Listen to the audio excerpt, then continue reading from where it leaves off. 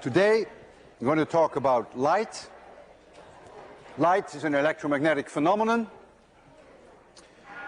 And already in the 16th century, way before Maxwell, a lot of studies were done of the interaction of light with water and with glass.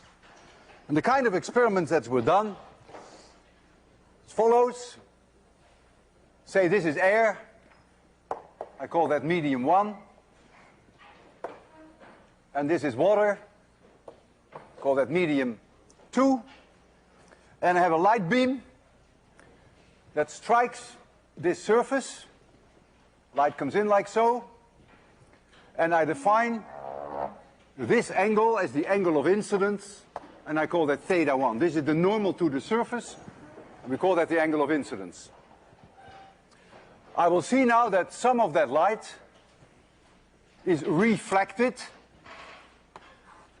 Reflected with an L as in lion. And some of that light goes into the water. And we call that refracted. Refracted with an R as in Richard. And this angle we'll call theta 2.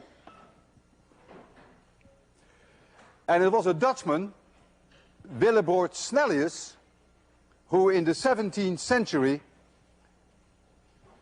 found 3 rules that govern the relation between these 3 light beams. The first one is that this beam, and this beam are in one plane. As you see, that is my plane of the blackboard. The second thing that he found, that this angle, theta 3, which is called the angle of reflection, is the same as the angle of incidence. That was known before him, of course. And then the third one, which is the most surprising one, which is called after him, which is called Snell's law, although his name was Snellius, is that the sine of theta 1 divided by the sine of theta 2, if we go from air to water, then that ratio is about 1.3. If you go from air to glass, it's a little higher. It's like 1.5 or so. He introduced the idea of index of refraction, which I will call N, as in Nancy, index of refraction. For vacuum, the index of refraction per definition is 1, but it's very closely the same in air. We always treat it as 1 in air. And in water, the index of refraction is approximately 1.3, and in glass, depending upon what kind of glass you have, it's about 1.5. And so we can now amend this law, Snell's law, by writing here N2 divided by N1. N1 being the index of refraction of the medium where you are, your incident beam, that's why I put a 1 here, and 2 being the index of refraction of the medium where you're traveling to. You're refracted into this medium. And so you see indeed that since water is 1.3 and air is 1, that this ratio for air to water is 1.3. And this is called Snell's law. And it is immediately obvious that if you go from air to water, or you go from air to glass, that angle theta 2 is always smaller than the angle theta 1, because this number is larger than 1. But if you go from water to air, then the situation is reversed. And that's what I want to address now. That's actually quite interesting. So now, my medium 1 is now water, and my medium 2 is now air. And so now, I go from here to here, and so here I have my angle of incidence, theta 1, and here I have my angle of reflection, that is this theta 3, and now here I have my angle theta 2. And so if I write down now Snell's law, then I get the sine of theta 1 divided by the sine of theta 2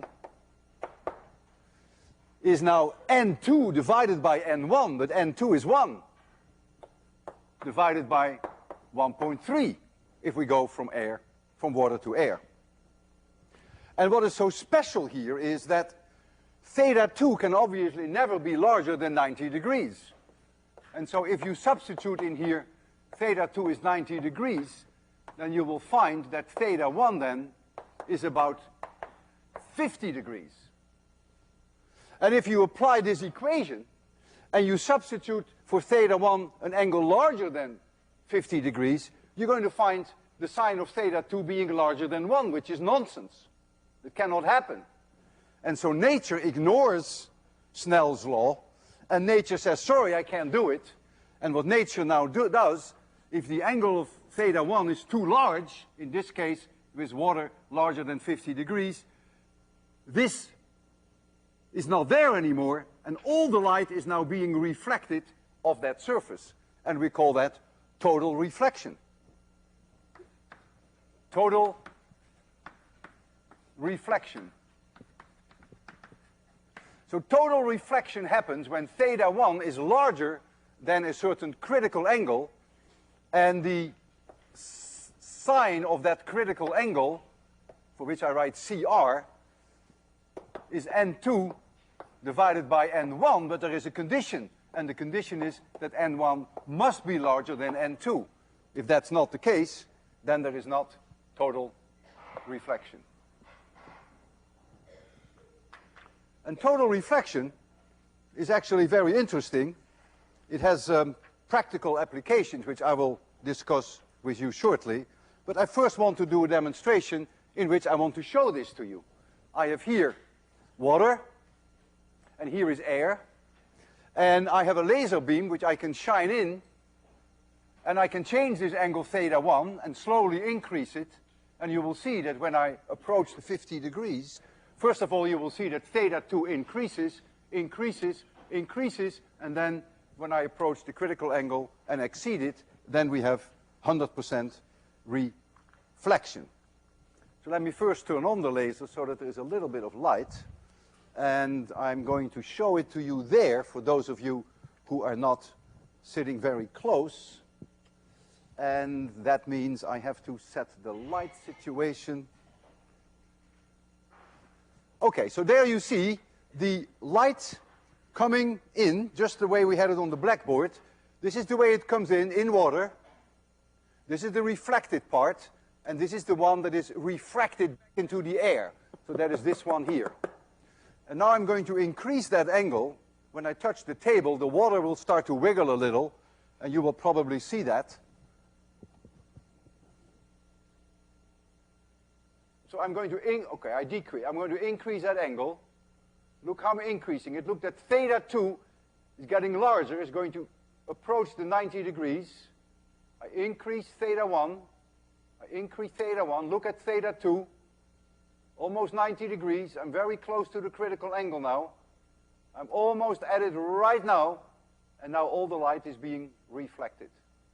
100% reflection. A remarkable phenomenon.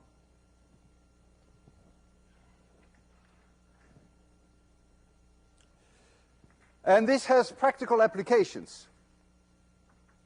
And we're going to show you some of these practical applications too.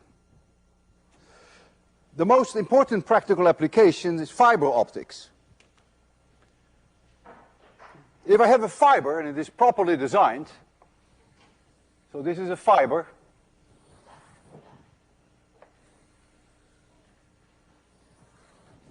and some light comes in here,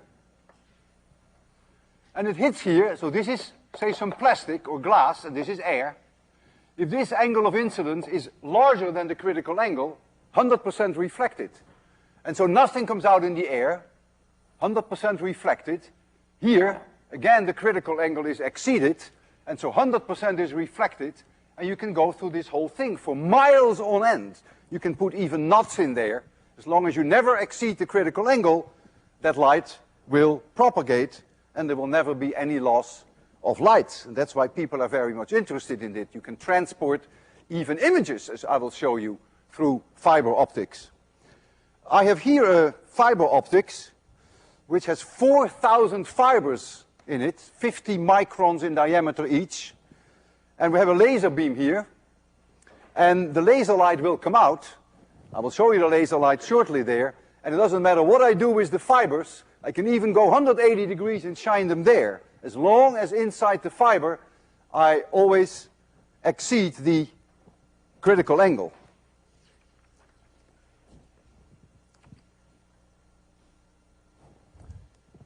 Oh, I don't want the television anymore, so we can turn this off.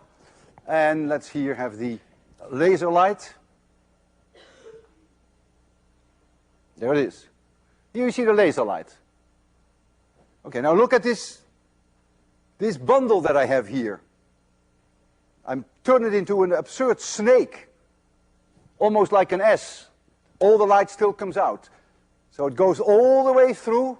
I'm going to turn it 180 degrees around, turn it to the wall there. There it is. So there's an amazing phenomenon that this light doesn't get out in the air. It stays inside the fiber. And that's the idea behind fiber optics. I have another application of fiber optics right here, which is very similar. You can send an image through fiber optics. This is my fiber optics now, thousands of small fibers. And I send a message in here. This side, an image, could be a person, could be a text. And here we have a TV camera. And we can watch that image. On this side of the fiber appears that image. And this television camera will be able to see that image. And let's see whether we can show you that message.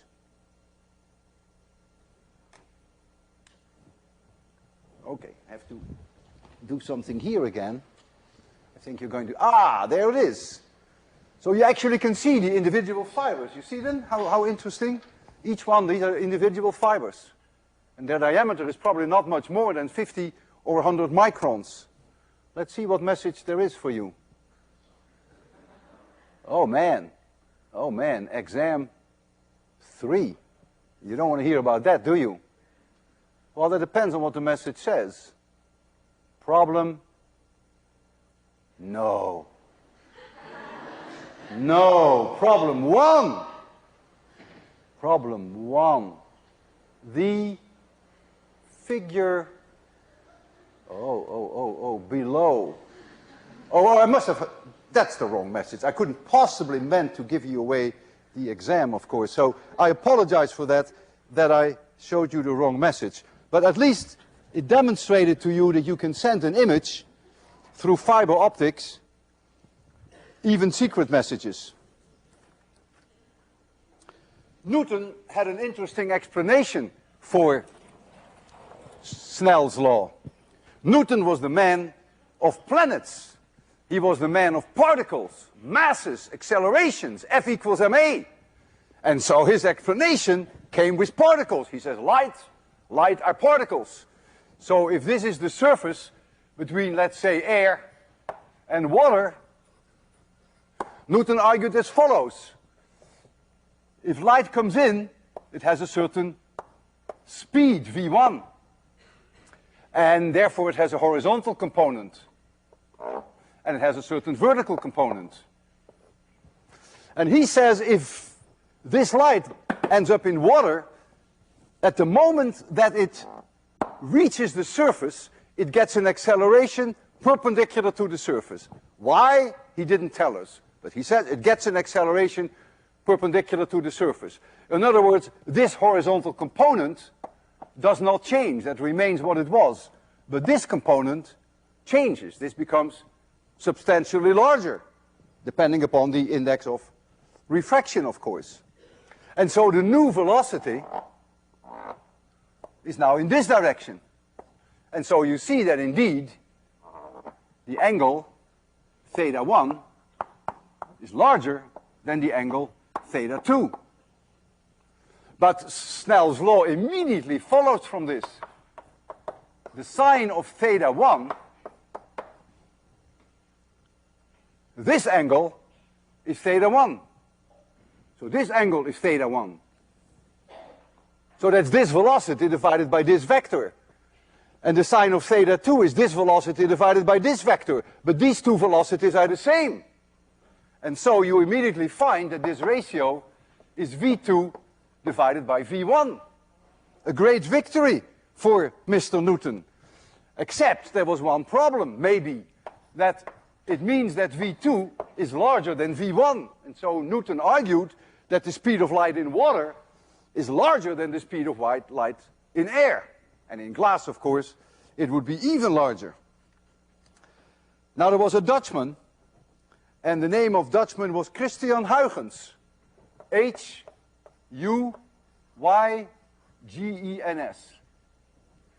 And this gentleman suggested that perhaps light are not particles, that they are waves. And this guy came up with a genius idea, which we now know as Huygens principle. At least you call it Huygens principle. But we don't call it Huygens principle. You see, this sound, UY, is pronounced in Dutch as ui. None of you can say ui unless you're Dutch. To make it worse, this sound you don't have either in English. That's a ch. None of you can say a ch unless you're Dutch. Let alone that you can say the combination Huygens. Anyone who comes forward to me after this lecture and who knows how to pronounce the word Huygens has to be Dutch. I will be kind to you and call it today Huygens principle. So Huygens came with the following idea. Here is a source of electromagnetic waves. And these electromagnetic waves propagate out in a spherical way. Not unreasonable. And so you even see here the wave crests. And so he defined the surface at the leading part of the wave, where all points are in phase. He called that the wave front. So this is the wave front. And he now postulated that each point of the wave front individually oscillates at the same frequency as the source and produces spherical waves. We call them secondary waves, often also called wavelets. And that the envelope of the wave front of these secondary waves is now the new wave front. So it works as follows. Each point that you can choose as many as you want to, starts to oscillate at the same frequency as the source and produces on its own spherical waves. There they go. And the new wave front is then here. And this is called Huygens principle. Because he doesn't give any explanation of why these points do that. He hypothesized that. And this principle can explain Snell's law in a very easy way. I want you to read up on that in your book. And you will see that it is very easy to explain Snell's law with this principle. Except that now you will conclude that the sine of theta 1 divided by the sine of theta 2 is V1 divided by V2. And therefore, Huygens predicted that the speed of light in water is lower than the speed of light in air, whereas Newton predicted that the speed of light in water would be higher than the speed of light in air. So the question now was, who was right? Are lights particles or are they waves? Well, the wave-particle idea of light has been a very long-standing issue in physics. And I will show you, I think next week, or maybe after the exam, how Young in 1801 conclusively demonstrated that light are waves. So it looked like Huygens was going to be the winner. On the other hand, I showed you last lecture that light can behave like particles, photons, bullets, tomatoes, radiation pressure. That's particles. Mass, the whole thing, the whole ball of wax. And so maybe Newton was right, maybe they are particles. Well, they're both right. there are times that you can actually interpret what you see best by assuming they're waves, and that there are times that it's much better to assume that they are particles with mass, like in the case of the radiation pressure. But of course, the key question now is, who was right in terms of the speed of light? Is the light going faster in water than Newton was right, or is the light going slower in water than Huygens was right? Needless to say that the Dutchman was right. The speed of light in water is lower than the speed of light in air. When we derived the speed of light in vacuum, we used Maxwell's equations. And they allowed us to conclude that the speed of light, much to everyone's surprise, depends on epsilon 0 and mu 0 in a very simple way. I will call it for now V. That was 1 over the square root of epsilon 0 mu 0, and we call that C. If you had used Maxwell's equations as they are valid in materials, in dielectrics, and also in materials that have magnetic properties, then it would be exactly the same derivation, but you would have seen a kappa here, the dielectric constant, and you would have seen here the magnetic permeability.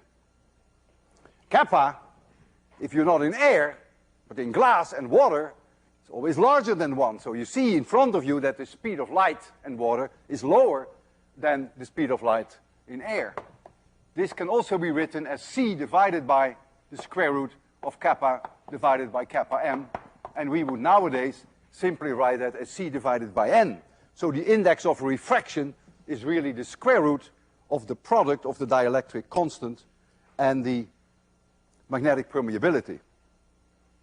Now kappa and kappa of m are very strong functions of frequency, and that's not so surprising, because at very high frequency the intrinsic electric and magnetic dipoles, which are being aligned by the alternating external fields, cannot follow quickly enough.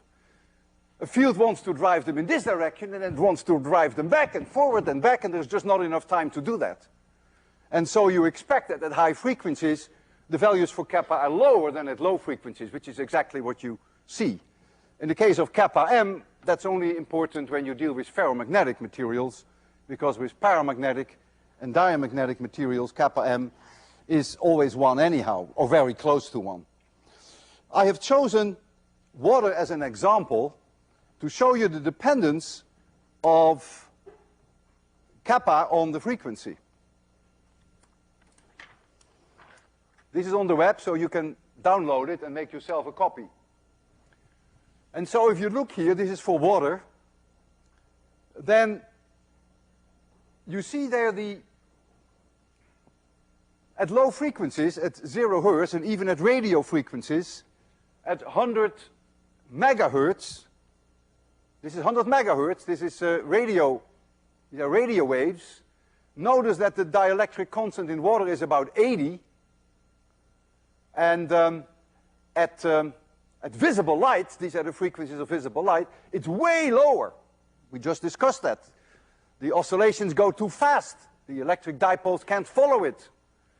And so the index of refraction then for radio waves at 100 megahertz is roughly 9, and so the speed of those waves in water is 9 times lower than the speed of light in air.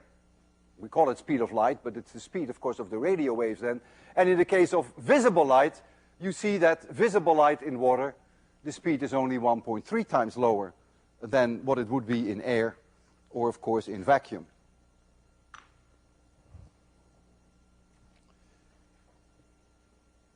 The frequency effect is very noticeable. If you take red light and blue light, they have different frequencies, and therefore the index of refraction is different for red light and blue light. If I take water, the numbers I'm going to give you are for water, then the index of refraction for red light in water is 1.331, but the index of refraction for blue light in water is 1.343. And we're going to use these numbers shortly to get a deeper understanding of the formation of the rainbows. That's behind this, of course. And so you notice that the blue light is 1% slower in water than the red light. And this phenomenon that you see there, that the speed of electromagnetic radiation depends on the wavelengths, depends on the frequency, we call that dispersion. It is a good thing that sound in air is not dispersive, because just imagine that high frequencies would travel faster than low frequencies, just as an example, or slower for that matter. It would mean then that if you go to a concert and you would listen to the violins and the bass, that the violins would reach you first, and then the sound of the bass would reach you later. And the farther you are away from the orchestra, the worse that would be. If the effect were very strong, here in 26100, someone sitting in the back row could not even understand my words, because the high frequencies would reach that person at a different time than the low frequencies. So sound in air is non-dispersive. But glass and water are dispersive for light, and it's very noticeable. If I take a piece of glass and I give it this shape, the shape of a prism, and I shine some light on here, light from these light bulbs, or light from the sun for that matter, then I can apply Snell's law here. I know the angle of incidence, theta 1. I know the index of refraction. This is for water, but you can look them up for glass, of course. And then you will see there is a difference of the index of refraction for red light that there is for blue light. And so when you reach this side of the prism, again you have to apply Snell's law. And when you do that, you will see that the red light doesn't come out at the same angle that the blue light come out, but the two diverge. That is the result of the fact that the indices of refraction are different, but also the result of the fact that we have this particular shape, funny shape, namely that this side of the glass is not parallel to this side. And so if you put a screen here, you will see colors. You can make a spectrum. You can convince yourself that the light from these light bulbs is just not white light, but that it contains many, many colors. Well, it has to contain many colors, because if I look at that gentleman there, he's wearing a red shirt. Where do you think that red color is coming from? It must come from the light bulb, so there must be red light in there. The woman sitting next to him is wearing a green shirt, so there must also be green light in this light. And the same is true for sunlight. But the beauty is that making use of the dispersion, you can decompose the white light into the individual colors and make a spectrum. If you take a piece of plain parallel glass, which is window glass, then you're not going to see colors. Because if now I shine light on here, white light, from the light bulbs or from the sun, it is true that it will obviously refract in here. But when you apply Snell's law again here, then it will come out, all the colors will come out in the same direction. So the red light comes out here, and the blue light comes out in the same direction. And your brains are very special. If your brains see all colors coming from one direction, they say, I see white light. Look at the light bulb. You say, oh, that's white light, but look at this gentleman, and you say, hey, it's red. It must come from that light bulb. So your brains are special in the sense that they think that the combination of many colors is white. And I can show that to you in a rather convincing way. You see here a disk, and I would assume that you see colors on that disk. If not, you have a problem. And I can fool your brains. What I can do, I can rotate that disk so fast that your brains get so mixed up that they're going to say to you, yeah, that's white light. So let me first give you some ideal light on that disk, and I'm going to spin it up a little. So you agree with me, right? You still see colors, yeah? Still see colors, right? Okay. You still see colors, right? Yeah. Yeah. This is as white as it can be for me. Not too surprising, right? The same situation when I look at a light bulb. All these colors are processed by my brains in such a way that they think, or they actually make you see white light. It's as real as you can have it. And so this raises the subject of the illusion of colors, which is what I want to discuss with you for the remaining part of this lecture. If you ask a physicist, when do you see certain colors? When do you see red? When do you see blue or green? Then chances are that he would give you a standard answer, and he would say, well, that depends on the wavelength in air. If you tell me what wavelength you're on, then I will tell you what colors you will see. And I have here a transparency which makes the connection between wavelength and these colors. It's also on the web, so you can also download this. And so if the wavelength of light in air is about, in this range, 1 angstrom is 10 to the minus 10 meters, yeah, you will probably say that's red light. When the wavelength gets shorter, in this range, you would say, yeah, that's green light. And when the wavelength gets even shorter, you would say, yeah, that's blue light. You can't see any wavelength shorter than this. You get into the ultraviolet here, and you can't see any wavelengths longer than this. That's infrared, and our eyes are not sensitive for those wavelengths. So this is all nice and dandy, but we still have the problem of the fact that if you mix all the colors together, like the rotating disk and like looking at the light bulb, that our brains still tell us that we are seeing white light. So maybe matters are not really as simple as we think. And this scheme about colors has been worked out in quite some detail already in the 17th and in the 18th century, when it was discovered that there is such a thing as primary colors. Maxwell did some research on that. And Helmholtz, even the poet Goethe, did work on this. They discovered that there are primary colors, and when you mix light, we call this additive mixing. The 3 primary colors are green, violet, and red. And when you mix paint, the 3 primary colors are yellow, blue, and red. And the idea behind this is that if you mix the 3 primary colors in the right proportion, that you can make many colors. I want to show you a color triangle, which is the recipe. It tells you how you have to mix these colors. And in order to do that, we're going to make it dark, but not all the way dark. So here you see the color triangle.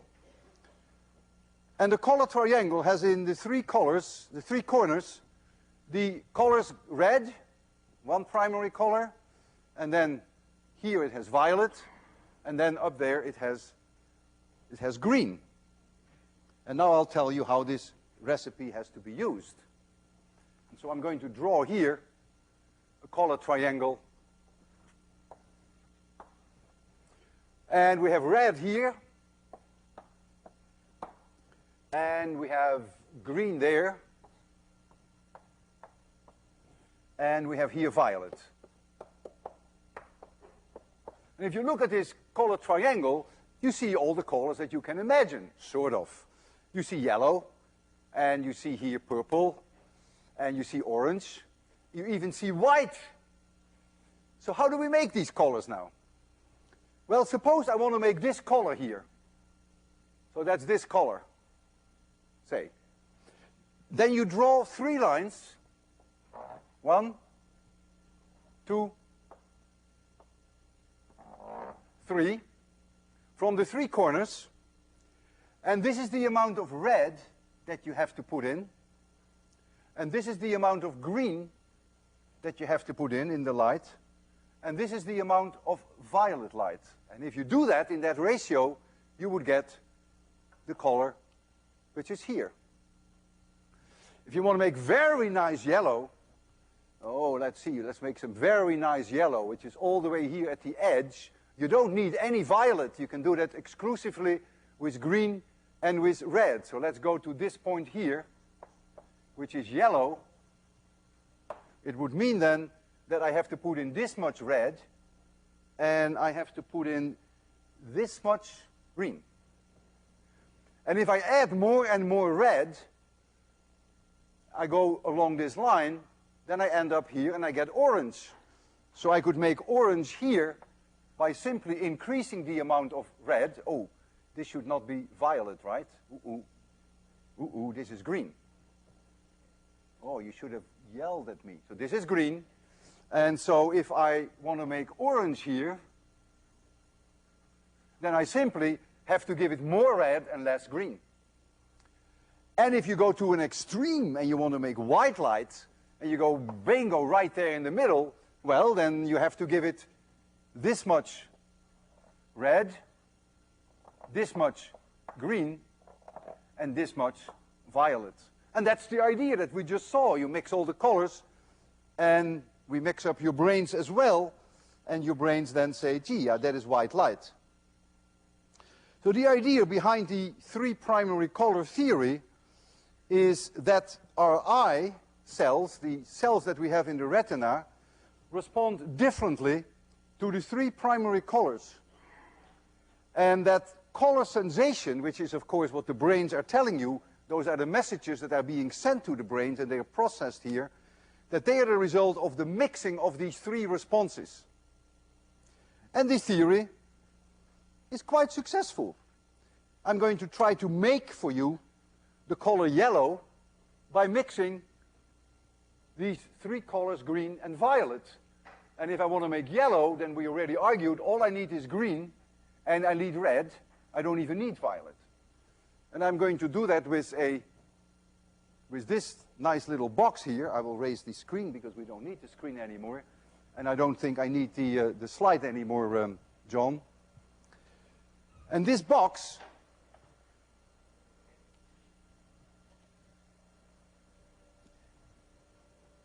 has three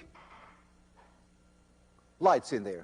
Red, green, violet. And I can change the intensities. Yeah, I can show you. I can make the red less strong, and I can do the same with the green. I can make it less strong, and I can do the same with the violet. And so if I want to make, for instance, that yellow, then I can do that with green and red alone, and I have to give it a lot of green and a little bit of red. So a little bit of red and a lot of green. Adjust it a little. I see yellow. Don't you? Who sees yellow? Okay. Shall we make it a little orange and we have to give it a little bit more red? Yeah, I give it a little bit more red. Oh, it becomes orange. See, so I'm marching now here. Give it a little bit more red. And you make it orange. And what I can even do, I can give them all three the maximum strength. And I can turn it to white. So we'll fool the brains again. All these colors, like the rotating disk, like the light from the sun, like the light from the lights here. I think I see white light. Your color TV is based on this principle. You have 3 electron guns in your color TV. And there are 3 different chemicals on the screen of your television. And these chemicals are in the form of very small dots. And if electrons hit one of these dots, they become violet, and the other chemicals become green, and the other chemicals become red. And so the whole idea is now that each beam hits its own chemical dots. That's the way they arrange things. And by mixing the various intensities, you can mix the intensities with 3 primary colors, and you can see all colors on television. It works very well. Of course, if you haven't adjusted your television properly, you may have noticed that sometimes faces are reddish or faces are greenish. Well, that's a matter of just adjusting those 3 guns appropriately, and then you can be very successful, and it's very impressive. This three-color scheme works quite nicely. So in many cases, the three primary color theory is quite satisfactory. But there are cases where it fails bitterly. And those are the ones that I want to discuss for the remaining 10 minutes and 40 seconds. Already in the 19th century, it was known that there were problems with the three-color theory. Mr. Benham in 1895 invented a top which is named after him. It's called the Benham top. I have one in my office on my table. It is a top that has just black lines on it, no colors. You rotate it and you see colors. And we copied that top for you, and we have that here. This is a copy. It's a large copy. The top is only this small that I have. This is a Benham top. I hope you will agree with me that this is black and white. Any one of you see colors? Let me know now. I will ask you to leave then. Okay, so no one sees colors. Good. So now I'm going to rotate that for you, and you'll be surprised what you're going to see. So there is the Benham top, and I'm going to rotate it somewhere in the ballpark of about 7 hertz, 5 to 7 hertz. Let's take a look. Black and white. Hey, Popple-a-Pay, what am I seeing? I'm seeing colors, not very bright, but I am seeing colors. I see some rusty brown right there in the middle, and then I see something grayish green maybe, and dark blue further out. Who sees colors? Who doesn't? Oh, you're colorblind then, that happens. Well, you see colors just with black and white rotating. And to make it even worse, I can reverse the disk. I first have to stop it, otherwise we burn out the motor. And I can reverse it. And remember, the rusty brown was in the center. Now we're going to rotate it the other way around. And look again what you see. You're now seeing the rusty brown near the edge. You see the colors reversed. A lot of research was done in this area, but a complete neurophysiological explanation is still not available yet, even though there are several very successful models that can predict what our brains will see. Now, when your color cells are stimulated with flicker light, there are phase delays between the incident light and the response, the messages that are sent to your brains, which are currents, of course. And the phase delay is different for different colors. So what we're doing here, we are fooling the brains.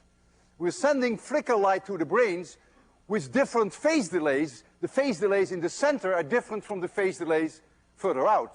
And so the brains then process that in the usual way, and they say, well, I'm sorry, but you're going to see colors.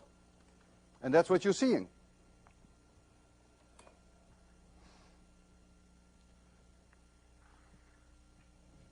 The most fabulous example of where the three-color theory fails, or at least is very incomplete, is the work done by Edwin Land in the early 50s. Edwin Land, very famous man. He was the inventor of the Polaroid film. He pioneered color theories and became very famous for a particular demonstration that I will do for you here. He gave me 2 slides. I got them personally from Edwin Land.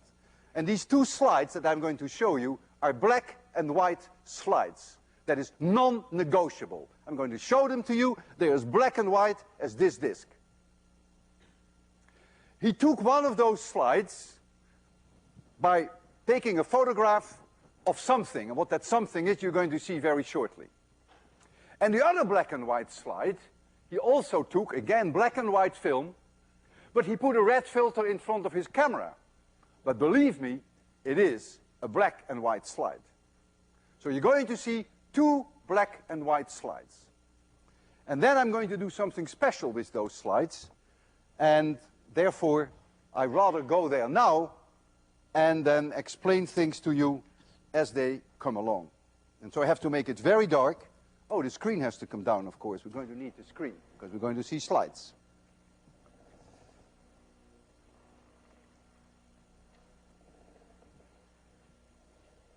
So 2 black and white slides.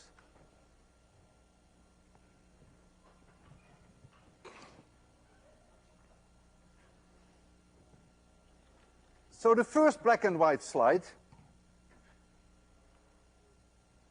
is this one.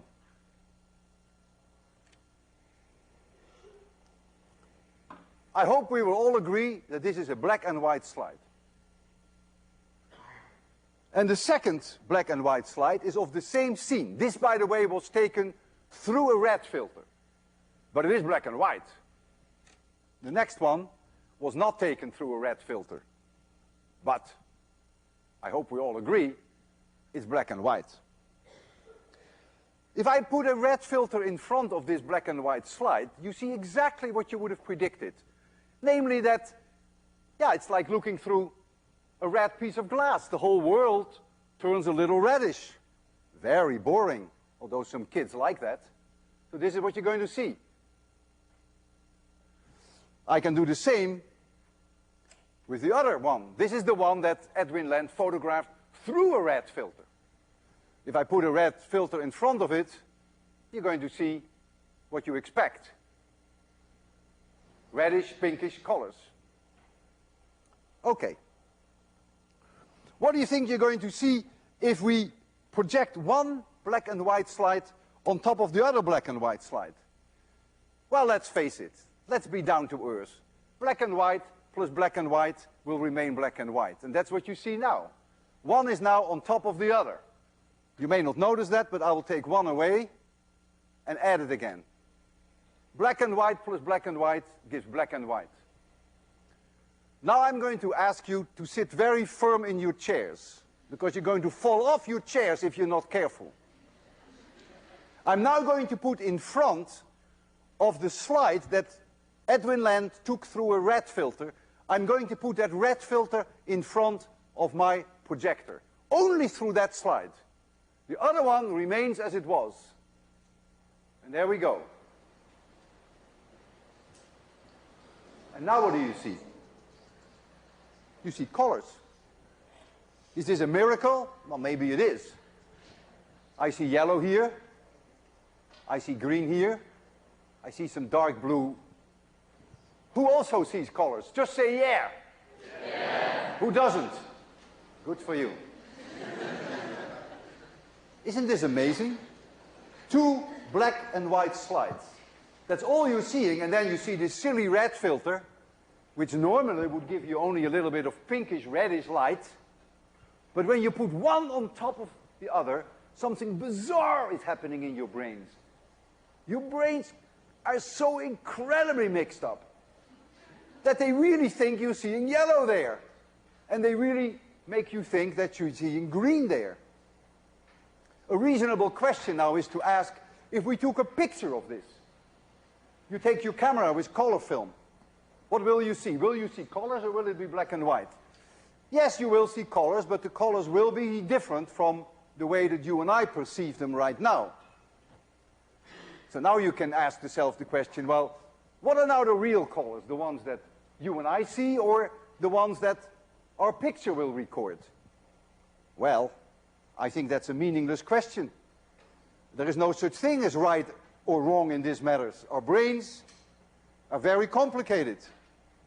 And whatever they show us, that's the real thing for us. Reality is very relative.